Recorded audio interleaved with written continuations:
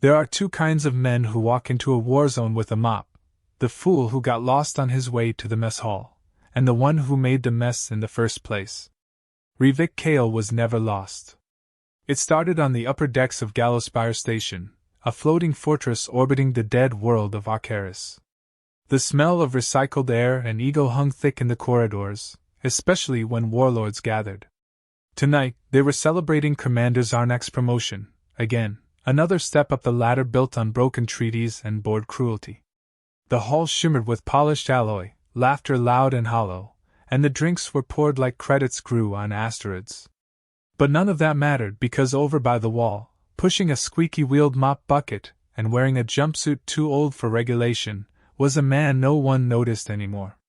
They used to say his name in whispers: Rivik Kale, the ghost of Oriel Sector, the butcher of Bereth Prime, the last man out of Cernos 9. But that was long ago. Now he was the station's janitor. He had a slow gait, the kind born of old injuries and worse memories. His mop handle was worn smooth at the grip. He hummed an old military cadence under his breath, and if you listened closely it was one meant for carrying bodies, not rifles. Zarnak noticed him. That's when the real party began. "Hey, Kale!" Zarnak called, wobbling slightly from a few too many celebratory shots of Rigelian fire brew. "Still pretending you're not retired because they forgot to give you a send-off, or just desperate to feel needed?" A few chuckles bubbled from the other warlords. Kale didn't look up. He scrubbed a crimson smear from the corner of the floor, left over from the last celebration. No one knew whose blood it was. No one ever asked? "You know, I always wondered," Zarnak said, walking over, sloshing drink onto the floor Kale had just cleaned. "Why does a man with 3 stars tattooed on his spine clean toilets? Bad gambling debt? Misplaced loyalty? Or are you just that pathetic?"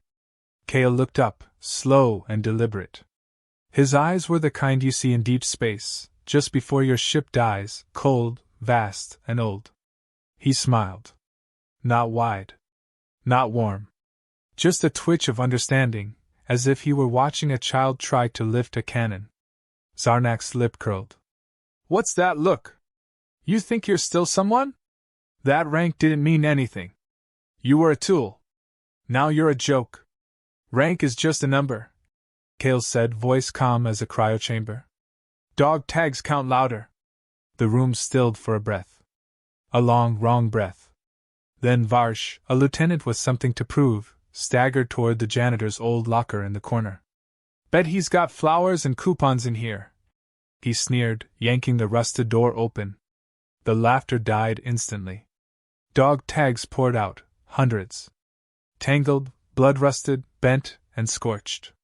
Some were scorched so bad the names were unreadable, but others caught the light with chilling clarity. Names every warlord in the room knew. Names of enemies, traitors, rogue commanders, people who were supposed to have vanished without a trace. People they never found. People who had bounty lists stretching the width of the outer colonies. Zarnak stepped back like the tags were grenades. Varsh fell to one knee, his drink shattering. Someone gagged in the corner. Kale just watched them, mop in hand, as the tags clinked together like chimes on a tomb. "You counted promotions," Kale murmured. "I counted farewells." Silence followed, filled only by the soft hum of the air recyclers and the quiet clinking of metal against metal. Zarnak's bravado faltered. That's a bluff. You couldn't have taken out all those people." "You're right," Kale said. "Some of them came to me. They begged. Said they knew what was coming. Others, well, they just got in the way." No one noticed the cameras in the ceiling had shifted slightly. Someone in the surveillance room was watching now, heart likely racing. Protocols flagged. Facial scans confirmed. Back-channel alarms pinged red. Someone whispered, "He's the reason the Black Archive was sealed." Rivik turned away, as if he had already said too much. He dipped the mop again into the bucket and swirled it thoughtfully. Zarnak, desperate to reclaim control, laughed too loudly. "So what, you kept trophies? That's sick. You were just an errand boy for dirty work." Kale straightened, leaned on the mop. I never kept trophies. I kept receipts. Then he walked away. The party ended. Not in a bang, but in something worse, a long, quiet collapse of bravado, one man at a time. The drink soured. The music stopped. I stayed fixed on the tags still lying on the floor, no one daring to pick them up. Later that night, Cale stood in the dark of the station's hydroponics bay, alone except for the distant hum of life support, and the soft green glow of grow lamps. He held one tag between his fingers. It belonged to a woman who once tried to sell out her unit to pirates for a shot at early retirement. She'd smiled right before he'd pulled the trigger. He tossed the tag into a small metal box, among others.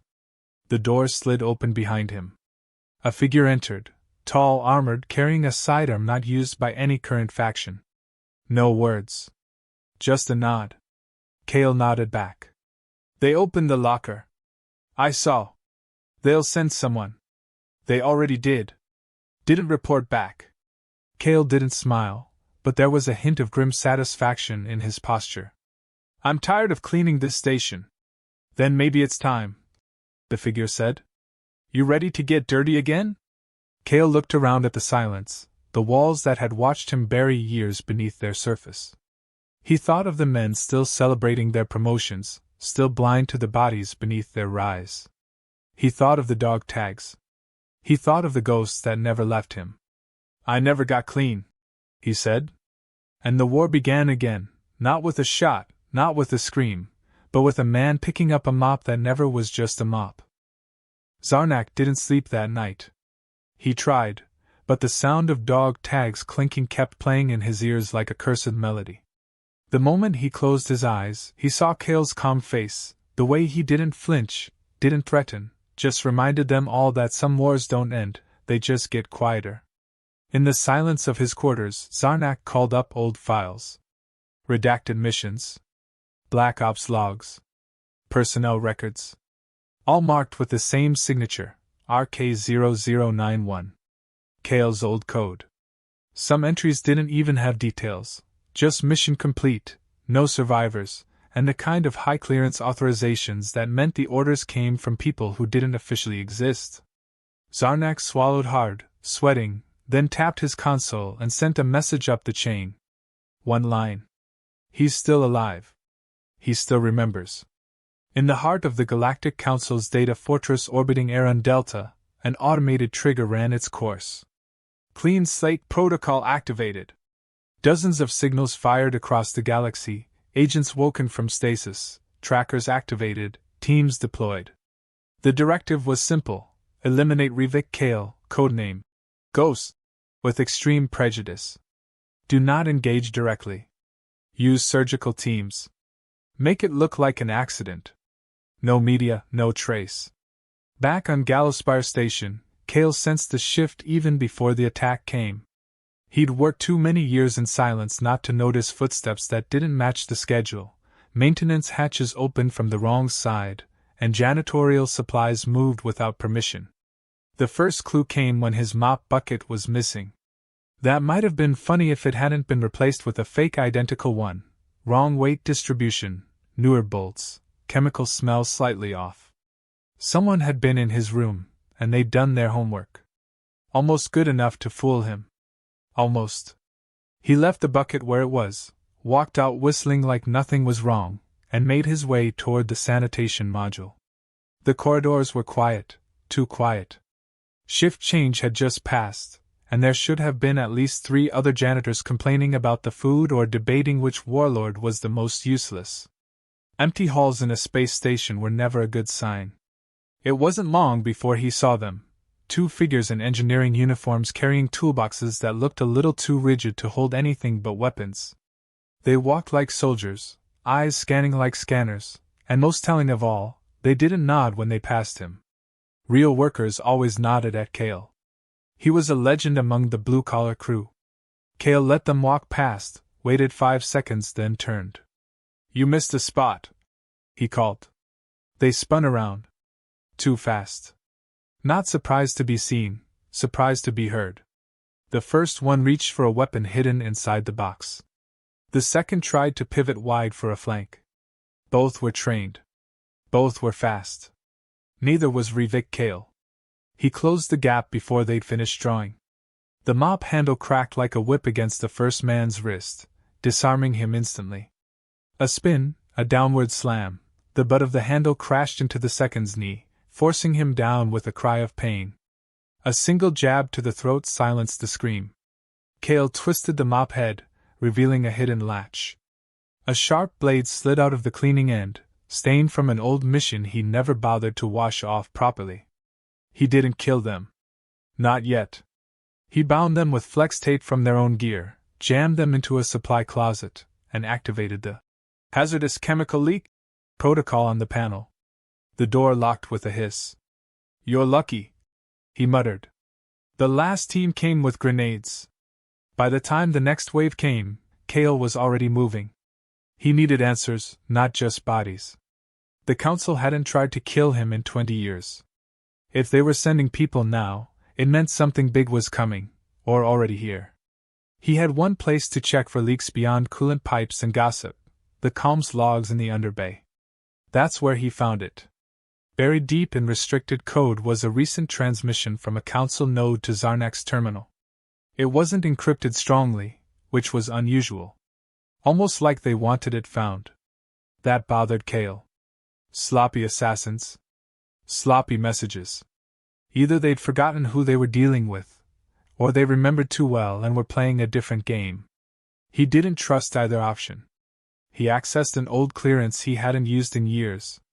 The biometric ID failed 3 times, then passed on the 4th with a strange delay. Someone was watching. Probably expecting him to access it. He downloaded the logs anyway. They mentioned a term he hadn't heard in decades: Polaris Vault. His stomach dropped. Polaris Vault was a Council myth. A prison, a data center, a crypt, no one really knew. All anyone agreed on was that if something went to Polaris, it never came back. Not people. Not information. Just a hole in the stars where the darkest things got buried. If they were talking about Polaris again, they weren't just trying to kill him. They were trying to erase him. That changed things. Kale needed a crew. He made his way to the lower levels, to the dockyard where unregistered ships moored for shady deals and whispered trades. He knew who to look for. A medic who used to stitch soldiers while artillery rained overhead. A hacker who could hijack a battleship with a frying pan and a toaster interface. And an old friend, Delora, who'd once blown up a freighter with prayer candles on purpose. They were out of the game. Retired, hiding, pretending to be normal. Just like him. But war had come knocking again. He found Hacksaw first.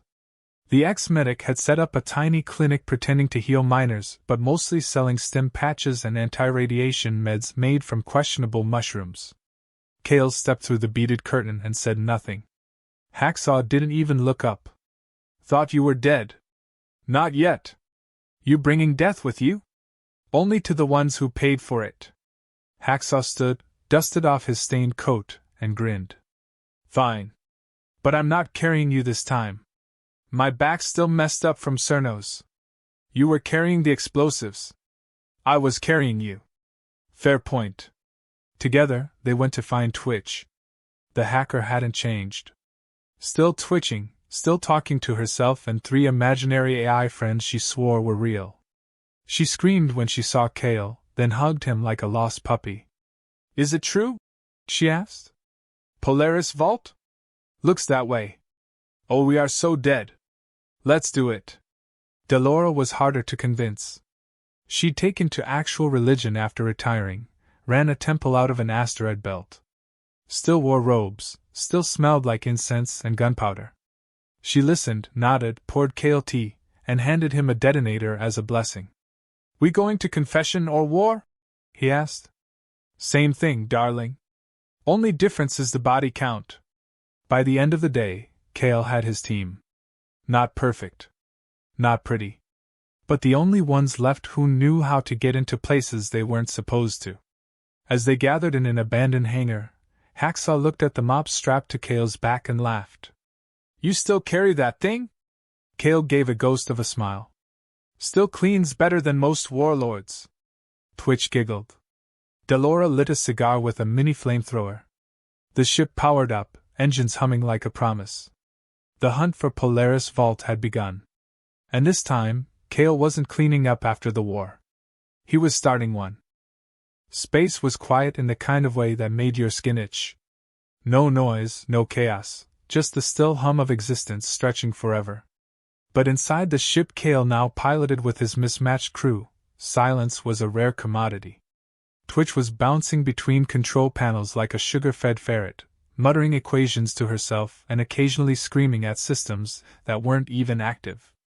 Hacksaw had taken over the medbay and turned it into what looked like a cross between a lab and a butcher's stall, with surgical tools and old plasma rifles stacked together in uneasy truce. Delora, ever composed, was in the cargo hold praying while assembling a grenade that looked suspiciously like it had holy symbols etched into it. And Rivik Kale sat in the cockpit, one hand on the stick, the other on his mop, which had been modified with parts from a drone and a mining laser. Polaris Vault wasn't on any map. It didn't have coordinates, just rumors. Some said it orbited a black hole where light couldn't escape, others claimed it was embedded in the asteroid remains of a dead god. The only consistent clue was the phrase, "where ghosts fear to float." That had led Kale to an uncharted nebula in the Oniris sector, where scanners failed and comms went silent. The perfect place to bury secrets. And exactly the kind of place Kale was used to finding. The ship trembled as they entered the cloud, stars blinking out behind them. Static danced across the view screens. Twitch screamed and ducked as a shadow passed too close. Hacksaw tightened his grip on the console, while Delora calmly strapped herself into a seat, whispering something about fate and detonators. Then they saw it. Polaris Vault didn't look like a prison or a fortress. It looked like a tomb. A giant black monolith spinning slowly in the nebula, light bending unnaturally around its edges. There were no visible doors, no hatches, no comm rays. Just smooth, endless surface like it had been grown, not built. Kale didn't hesitate. He brought the ship in close and tapped the manual override on the landing gear. Nothing responded. "That's not metal," Hacksaw muttered. "That's something else." Twitch clapped her hands together like a child. "Oh, I love impossible things. This is impossible. I want to marry this vault." Delora snorted. "You're going to get us all killed with your romantic life." Kale activated a program he hadn't used in years, something buried deep in his old ops files. The moment he did, the ship shook, then stopped completely. Lights flickered. A soft tone echoed through the air, like a heartbeat. Then the vault opened. A sliver of light split the surface, revealing a corridor that wasn't there before. No fans, no welcome. Just silence and waiting. Kale stood up, grabbed his mop, and motioned to the others. "No guns until I say," he said. "You're bringing a mop into an alien tomb?" Hacksaw asked. "I'm bringing what works." They stepped inside. The air was cold and dry, with a faint metallic scent that made your tongue feel like it was covered in ash. The walls weren't made of metal or stone, they shifted subtly, like they were alive and listening. Twitch poked one and yelped as it pulsed back. "What kind of place is this?" she whispered. Kale didn't answer. He knew. Polaris Vault wasn't a place for prisoners. It was a place for truths too dangerous to remember. The Council didn't just bury enemies here.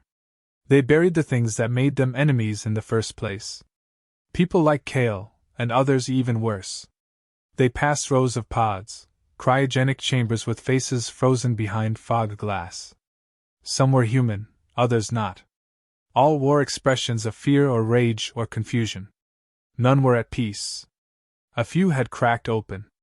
The interiors were empty. One pod flickered to life as they approached. The face inside was familiar. Kale stopped. It was his. Or at least, a younger version. A clone. The eyes were closed, the features sharp and unscarred, perfect in a way that made him feel sick. "They cloned you?" Hacksaw whispered. "They tried," Kale said. "Didn't work. I never stayed quiet enough." He pressed a button on the pod. The system hissed, spat sparks, and then displayed a file on a nearby screen. It showed mission logs, execution orders, and surveillance footage, all detailing the Council's operations to engineer perpetual war. Peace had become unprofitable centuries ago. Every enemy created, every planet destabilized, had been planned. Kale's missions, the black ops that ended rebellions before they started, none of them had been about saving lives. Just controlling the cycle. The footage shifted to show familiar faces. Council members laughing over destroyed colonies. Orders given to attack civilian targets for morale manipulation. Evidence of everything. Delora stepped forward, eyes narrowed. You want to bring this back? I want the galaxy to see what it's been serving, Kale said. Twitch hooked her systems into the display, fingers flying. If I can patch this into the outer comm relays, I can piggyback off the civilian entertainment grid. We'll be live in every system before they can shut us down. Make it happen, Kale said. Alarms blared. Too late. The walls opened behind them, and out stepped soldiers, silent, armored, eyes blank. Clones. All of them. Dozens. Maybe hundreds. And not just any clones. Each one a replica of Rivik Kale. Twitch screamed again. You've got an army of yourself! That is so messed up! They're prototypes, Kale said, stepping in front of the group. Unfinished. One step forward. Its face was expressionless. You are obsolete. Stand down. Kale tilted his head. You know the difference between me and you? The clone didn't answer. I remember what it cost. He threw the mop. It wasn't a mop anymore. The cleaning module detached midair, revealing a high-density shock core wrapped in nanofiber wiring. It exploded mid-flight, knocking back 3 clones. Haxo opened fire with a plasma saw, cutting through 2 more. Delora pulled the pin on her holy grenade and whispered something that sounded suspiciously like an apology before tossing it into the crowd. The explosion painted the corridor in flickering orange. Twitch activated the data upload, screaming out percentages as the progress bar climbed. Kale fought with fists, with rage, with memory. Every punch was for a lie. Every block for a name on a dog tag. He moved like a man who had spent too long trying not to be what he was. The clones kept coming. The upload hit 80%. Twitch cried out. They're jamming the signal! I need a stronger source! Kale grabbed the detonator off Delora's belt, threw her a look, then ran toward the central relay node deeper in the vault. You'll never make it! She shouted. I've never made anything but messes! He sprinted down the corridor, clones chasing, walls shifting, alarms screaming. And all the while, the truth glowed on the screen, every lie the Council had ever sold, waiting to be unleashed. Kale didn't slow down. Not this time. He was going to clean the galaxy. Starting with the vault. Kale burst through the final blast door, boots sliding across the smooth obsidian floor as the alarms behind him screamed like dying stars. The central relay tower of Polaris Vault loomed ahead, a monolithic spire wrapped in conduits and flickering energy fields. It pulsed like a living heart, and Kale knew it was the last chance they had.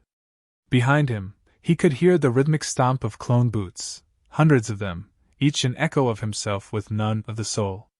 He had 30 seconds, maybe less, before the corridor became a grave. He slammed the detonator against the base of the relay.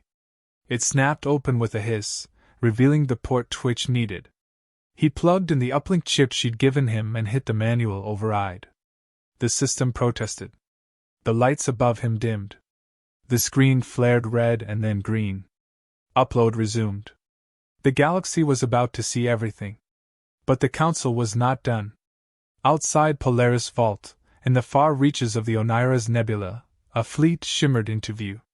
Warships, sleek and silent, bearing the insignia of the Galactic Council. It was not a rescue mission. It was a purge. The broadcast had triggered a protocol older than most of the men flying those ships. Kale's name had become something sacred and profane in equal measure. An unfinished equation. And the Council had decided it was time to solve it permanently. Inside the vault, Twitch's voice crackled through Kale's earpiece. She was panicking, talking too fast to breathe. The signal was holding, but something was wrong. The clone systems were trying to rewrite the data stream. Not jam it, replace it. They were broadcasting their own version of history. Sanitized. Polished. A lie so smooth most people wouldn't even know they were swallowing poison. She was fighting it, but she was losing. Kale looked up at the relay's spire. It was growing brighter, energy pulsing faster. If he pushed it too far, it could overload. If he didn't, the truth would be buried again. He didn't hesitate.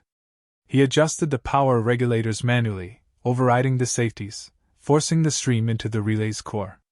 His fingertips burned as he worked.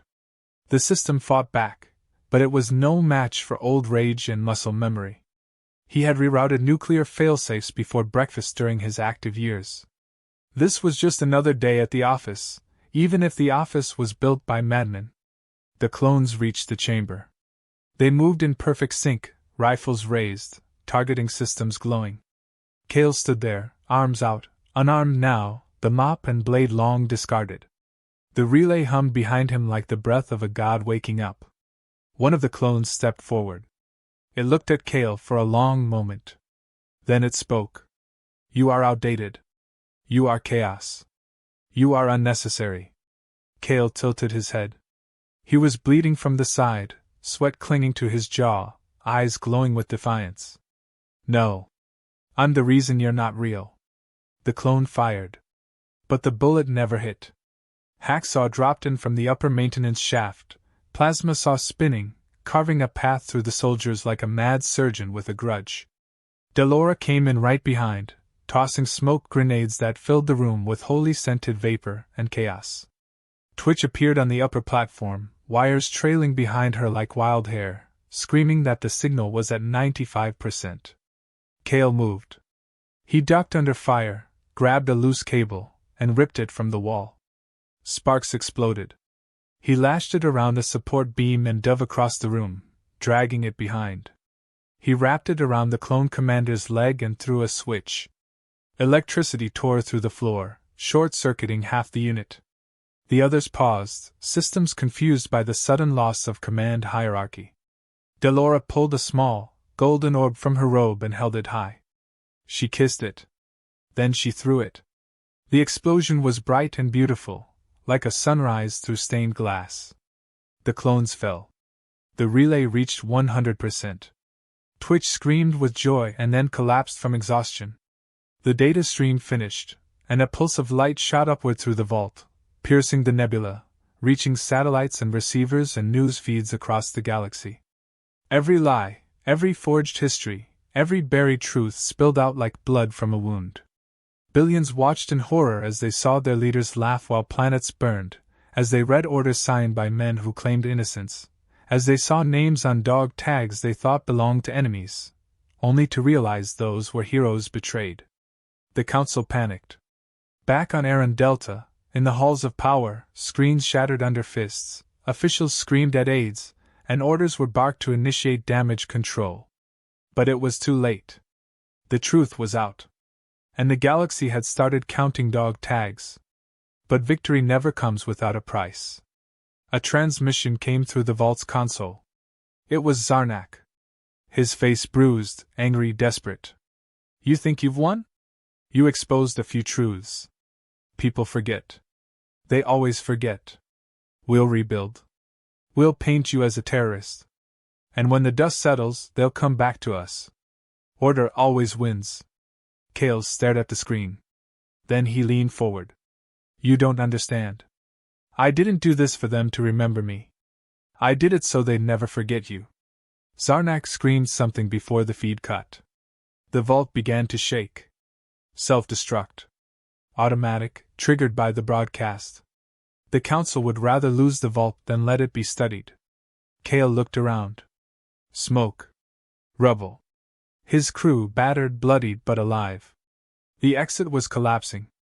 Twitch screamed that she could still guide the ship remotely to their location, but she needed someone to hold the door open. The failsafe required manual override from inside the relay room. There was only time for one person to stay. Kale didn't hesitate. He handed Delora a small metal box. Inside were the dog tags. All of them. Take these, he said. Make sure they're remembered.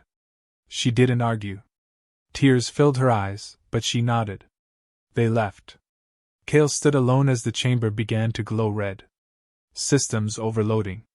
Sparks raining. Heat rising. He looked at the last screen. A loop of the broadcast played again and again. The Council's lies. The truth beneath. And the name Rivik Cale burned into the corner like a signature. He picked up the mop. A joke once. A tool. A disguise. He leaned on it, looked around at the chaos, and gave the faintest smile. Another mess cleaned. The explosion shook the nebula. Outside, the ship blasted out of the vault's collapsing remains, engines screaming. Delora clutched the dog tags. Twitch sobbed silently. Hacksaw lit a cigarette and didn't speak. They didn't need to. The galaxy would remember. Because when they counted the dog tags, they finally understood who they'd mocked. The smoke above Gallowspire station drifted like morning cloth, thin and slow against the void, as if even space had paused to grieve. The once pristine command deck was now little more than shattered consoles, warped steel, and flickering lights.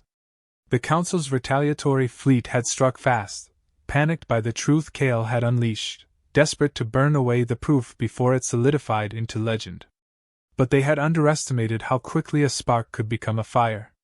By the time the first ships arrived, the galaxy was already turning. Rebellion wasn't rising, it had already been waiting, seething just beneath the surface, and the transmission from Polaris Vault was the scream that finally shattered the dam. Gallowspire, the Council's proudest bastion in the outer sectors, was now the epicenter of resistance. Loyalist officers turned their coats. Dockworkers and engineers seized control of weapons bays. Signals flooded out from every terminal, messages of uprising disguised as maintenance updates and food delivery logs. It wasn't an organized army. It was louder. Messier. Real. And at the center of it all stood the remaining fragments of Cale's crew, Twitch with soot-streaked cheeks, Delora with blood drying on her temple, and Hacksaw holding a half-functioning med scanner in one hand and a dismantled grenade in the other. The dog tags were strung across the central command pillar now, hundreds of them looped like wind chimes, softly clinking whenever the air filtration systems hummed. Each one told a story. Each one was a name the Council had tried to erase. And now, each one was a flag. Delora stood in silence, watching them sway. She had lit incense nearby, not out of tradition but because the smoke made the air feel alive. Twitch was pacing, muttering about packet relays and backup servers, unable to sit still. She'd sent the transmission to every known and unknown network she could find, and then a few that probably weren't legal to exist. Even now, fragments of Cale's final stand echoed across pirate radio, embedded in entertainment ads, popping up in live streams of cooking shows and racing tournaments. The truth had gone viral. Hacksaw finished sealing a wound on a young rebel's arm and leaned against the cracked pillar, exhaling slowly. "He's really gone," he said, not for the first time. "He knew he wouldn't make it back," Delora answered, her voice barely above a whisper.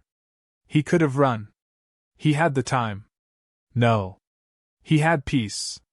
For the first time, I think, he finally found peace and purpose." Twitch spun around suddenly. "We have incoming. Not hostiles. Broadcast ping. It's from Cale's beacon." All three froze. The beacon had been on Cale's belt when the vault exploded. It shouldn't be sending anything. Unless. The screen flickered, static blooming, then parting to reveal a recording. Cale's face, half-lit by emergency lights, blood trickling from a cut above his eye. He was calm. "Still. If you're seeing this, I'm dead. Or close enough. Which means the vault went down, and the truth got out. Good. That means you did your job. And that means I don't have to come back." He paused, taking a breath. "I spent my whole life cleaning up other people's messes. Covering for mistakes, wiping down lies until they shine like medals. But in the end, I made a bigger mess than I ever expected. And I'm glad for it. Because some stains aren't meant to be erased. They're meant to be remembered. The screen glitched, then steadied. There's one last thing. My name doesn't matter. Not really. Names can be changed. Ranks can be given and taken. But the people on those dog tags, they mattered. Make sure their names are the ones they say in the future. Not mine. The recording ended. Silence followed. Not because there was nothing to say, but because there was too much. Finally, Delora picked up the small transmitter and spoke. Not to anyone specific. Just to the stars. He was a janitor. A soldier. A ghost. And a man who taught us that truth needs no title. Only courage. She set the transmitter down and turned to face the crowd that had gathered, rebels, defectors, station crew, even some of the old warlords who had renounced their posts. They looked lost, hopeful, scared. They needed something more than a legend now. They needed a future. Delora nodded to Twitch, who stepped forward awkwardly, rubbing her hands on her jacket. Right. So, Kale left behind access keys. Codes. Stuff he never told us about because apparently he didn't trust anyone, including himself. But now we've got control of the grid. The council's locked down in the core sectors. They're losing grip. If we act now, we can push them out entirely. Someone shouted. Who leads us? Twitch blinked. What? Who's in charge now? Delora stepped forward, placing her hand on the central pillar where the tags hung. No one leads us. Not like before. We don't need thrones or ranks. We need reminders. Let the tags lead. Let the names guide. And the room fell into something Kale would have hated, applause. Not because he disliked recognition, but because he believed the fight was never about the man. It was always about the forgotten ones. Months passed. Then years. The council fractured, faded, and eventually fell. Trials were held, new systems formed. Not perfect, but better. The war ended, not with a treaty, but with accountability. The galaxy changed because the truth was no longer a weapon. It was a mirror. And people finally looked. At the edge of a small moon orbiting Arcaris, a memorial stood beneath the stars. It wasn't tall. It wasn't flashy. Just a quiet structure with a single, circular wall made of black stone. Names were etched into it, thousands of names. Some full, some initials, some known only by code. In the center hung a single object, enclosed in glass. An old mop. A child once asked his mother what it meant. She knelt beside him, smiled gently, and said, "It means someone cleaned up what everyone else was too scared to face." The boy nodded solemnly, though he didn't understand. Maybe one day he would. Because legends didn't wear capes or command fleets. Sometimes they wore boots worn thin by silence, and carried tools mistaken for weakness. And somewhere in the quiet hum of that moon's night, when the wind moved just right, you could still hear them. The soft, steady clink of dog tags. The sound of a man being remembered not for the wars he fought, but for the truth he left behind.